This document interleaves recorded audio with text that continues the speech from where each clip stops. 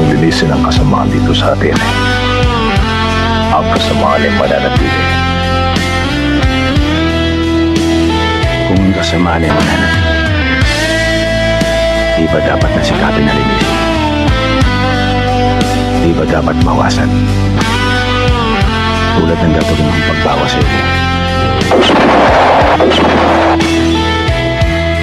Kung ang dilim ay sanay ng maghari, hindi dahilan para sumuko ang natitira pang may konsensya.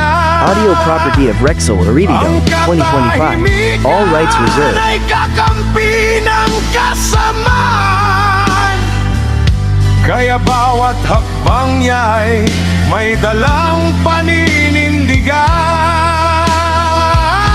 Sa likod ng dahas ay luha at panalangin na balang araw ang bayan ay gigising. Hindi man siya ang mabwa, wagi sa dulo, pero sisimulan niya ang apoy ng pagbabago.